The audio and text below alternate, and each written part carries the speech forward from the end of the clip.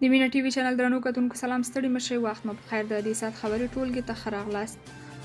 سراج الدین حقانی او ملا یعقوب د نجونو پوهنتونونو په اړه لیدنه کړې. د کورنیو چارو وزارت یوې سرچینې طلوع نیوز ته وویل چې نن د ملي دفاع سرپرست وزیر محمد یعقوب مجاهد او د کورنیو چارو سرپرست وزیر سراج الدین حقانی د نجونو لپاره د پوهنتونونو او ښوونځیو د بیا پرانیستلو په اړه خبرې وکړې. د دغه سرچینې په وینا وروسته له هغې چې د پوهنتونونو او ښوونځیو موضوع ګرمه شوه، د کورنیو چارو او دفاع وزارتونو سرپرستانو پریکړه وکړه چې دغه ستونزه حل کړي. سرچینه زیاتوي چې ټاکل شوې ده چې محمد یعقوب مجاهد، سراج الدین حقانی او یو شمېر دیني عالمان کندهار ته ولاړ شي او د اسلامي امارت له مشر سره د دې ستونزې د حل په موخه خبرې وکړي. خالد حنیفي د اسلامي امارت چارواکو ته ویلي دویم ودونه مه کوئ او بیت المال مه پرې لګوئ. د امر بالمعروف او نهي عن المنکر وزارت سرپرست محمد خالد حنیفي په کاپیسا کې یوې غونډې ته د وینا پر مهال د اسلامي امارت له چارواکو غوښتي چې د خلکو د بېوزلۍ او ناچارۍ له کبله دې له دویمو ودونو ډډه وکړي او په ودونو کې بیت المال هم نه کاروي. هغه ویلي د اسلامي امارت مشر امر کړی چې د اسلامي امارت هغه چارواکي چې یو واده لري د خلکو د بېوزلۍ او ناچارۍ له کبله د دویم ودونه نه کوي او بیت المال دې هم نه لګوي. نوموړي د کاپیسا د امر بالمعروف او نهي عن المنکر له رئیس څخه غوښتي چې په بې پرې توګه دغه ولایت د خلکو ستونزې واوري او د حل لپاره یې هڅې وکړي.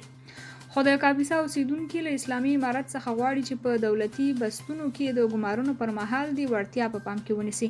که څه هم د اسلامي امارت مشر هیبت الله اخندزاده واک ته د رسیدو په لومړیو میاشتو کې د یو فرمان له لارې پر ټولو چارواکو او غړو غږ وکړ چې له یو نه ډیر ودونه ونه کړي، خو د راپورونو له مخې د اسلامي امارت ګڼ شمېر غړو 2 3 او ان 4 ودونه کړي دي.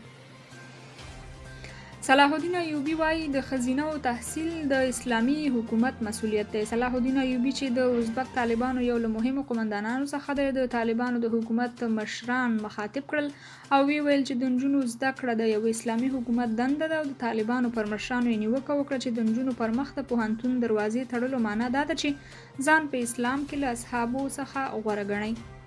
ښاغلي ایوبي په خپله هغه مقاله کې چې بي بي سي ته یې رالیږلې ویلي د یوه اسلامي حکومت دنده دا ده چې خپلو خلکو ته د زده کړو لپاره مناسب چاپیریال برابر کړي، نه دا چې پر هغوی د زده کړو دروازې وتړي. هغه زیاته کړه چې آیا د اسلام په اړه د اسلامي امارت د مشرانو تفاهم د صحابه کرامو او خلفای راشدینو له پوهې څخه زیات دی؟ هغه لیکلي زه 2 خبرې لرم، لومړی خپلو ګرانو خویندو ته او دوهم د اسلامي امارت مشرانو ته. هغه لیکلي ګرانو خویندو، د علم حاصلول یو الهي فریضه ده. رسول الله صلی الله علیه وسلم فرمایلی دي د علم حاصلول په نارینه او ښځینه فرض دی.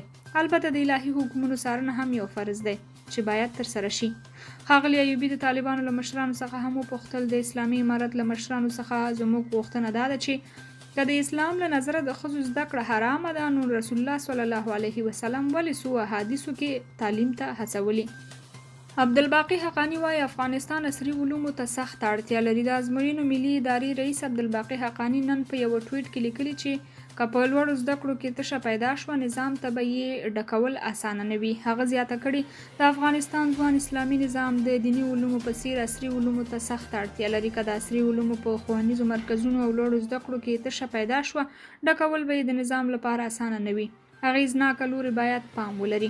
عبدالباقي حقانی تر دې مخکې د لوړو زده کړو وزارت سرپرست و او وخت ناوخت به یې د عصري علومو د محصلانو، استادانو او پوهنتونونو په اړه بېلابېلې څرګندونې کولې. په اماراتو کې یو سوداګر 100 افغان نجونو ته د زده کړو زمینه برابروي. په افغانستان کې د طالبانو لخوا پر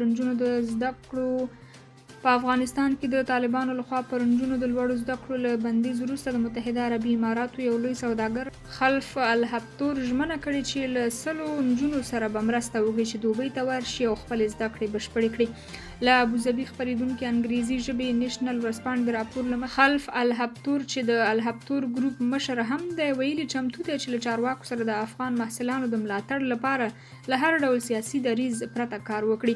هغه ویلي چې په پوهنتونونو کې له زده کړو د محصلینو نجونو بې برخې کول د افسوس او مایوسۍ وړ ده. د طالبانو د لوړو زده کړو وزارت د سې شنبې په ورځ د محصلینو نجونو پر مخ د پوهنتونونو دروازې تر بله امر پورې بندې کړي. د طالبانو پر دغه اقدام په کور دننه او بهر توندې نیوکې شوې دي.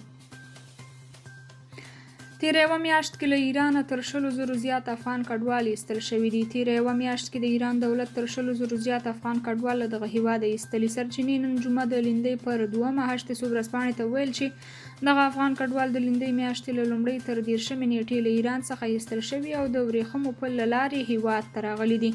دغه کډوال چې شمېر یې 20,315 تنو ته رسیږي او په منځ کې کورنۍ هم شامل دي، وایي په جبري توګه له ایران ایستل شوي دي. ایران تل د استوګنې لپاره د قانوني اسنادو نه شتون د افغان کډوالو د ایستلو لامل بولي. دا په داسې حال کې ده چې موده مخکې د طالبانو د کډوالو راستنېدونکو چارو وزیر خلیل الرحمن حقانی ویلي و چې پر افغانستان د طالبانو له واکمنېدو سره کابو 1 میلیون افغان کډوال په خپله خوښه هیواد ته راستانه شوي دي. په کورمه کې د دوو قبیلو ترمنځ په جګړه کې 4 کسان وژل شوي. کورمي چارواکي وایي د ډسمبر پر 23مه د پاړه څمکنۍ او د بوغکۍ بدامۍ خلکو ترمنځ په شخړه کې 4 کسان وژل شوي. په سیمه کې د مشال راډیو خبریال د ځایي مشرانو له خولې وایي دا جګړه د ډسمبر پر 21مه د ډبرو د یوه ګاډي د ودرولو پر سر پیل شوه. دوی وایي د پاړه څمکنیو د خلکو په ډبرو بار 12 لارۍ د بوغکۍ بدامۍ خلکو درولې وي چې په تعقیب یې پاړه څمکنیو د مقابل لوري 4 کسان برمته ونیول چې له هغوی وروسته د دواړو قومونو ترمنځ جګړه پیل شوه. د جګړې په ترڅ کې دواړو لورو یو پر بل د سپکو او درنو وسلو ډزې هم کړي دي او ځینې کسان برمته هم نیول شوي دي. په سیمه کې د فریقینو ترمنځ د جګړې د ودرولو لپاره ځلې انتظامي او د امنیتي چارواکو په سرپرستۍ کې د ځایي مشرانو جرګه هم شوې ده، خو تر ډیرو کوښښونو وروسته ورته هم کامیابي نه ده ترلاسه شوې. د ډسمبر پر 22مه هم د مسلې د هواري لپاره یوه بله جرګه راغوښتل شوې وه. امریکا وایي روسیه او اوکراین کې د جګړې پای ته رسولو ته لیوالتیا نه ده ښودلې. امریکایي چارواکي وایي چې د پوتین له وروستیو څرګندونو سره سره روسیې په اوکراین کې د جګړې د پای ته رسولو لپاره خبرو ته کومه لیوالتیا نه ده ښودلې. یوه ورځ وروسته له هغې چې د اوکراین ولسمشر ولادیمیر زیلنسکي واشنګټن ته سفر وکړ، د روسیې ولسمشر ولادیمیر پوتین پرون وویل چې روسیه په اوکراین کې د جګړې د پای ته رسولو په لټه کې ده او له کیف سره خبرې نه ردوي. خو د سپینې ماڼۍ د ملي امنیت ویان جان کربي خبریالانو ته وویل چې د پوتین کړنې کاملا برعکس دي او دا چې هغه د اوکراین د جګړې د پای ته رسولو لپاره هیڅ داسې نښې نه دي ښودلې چې د جګړې د پای ته رسولو په هدف خبرو ته لیواله دي. د امریکا د بهرنیو چارو وزیر انتوني بلینکن هم ویلي چې روسیې د دې جګړې د پای ته رسولو لپاره له معقولې ډیپلوماسۍ سره کومه رښتینې علاقه نه ده ښودلې. پوتین وایي له کیف سره له خبرو انکاري نه دی. د روسیې ولسمشر ولادیمیر پوتین ویلي له کیف سره خبرو نه انکار نه دی او په دې لټه کې هم دی چې په اوکراین کې جګړه پای ته ورسیږي. نوموړي دا څرګندونې د ډسمبر پر 22مه له خبریالانو سره د خبرو پر مهال کړي دي. تر دې وړاندې د اوکراین ولسمشر ولادیمیر زیلنسکي له امریکا څخه لیدنه کړې وه. درنو کتونکو د دې ساعت خبرونه مو تر همدې ځای او تر بیا نورو خبرونو خوشحاله شئ. د خدای په امان.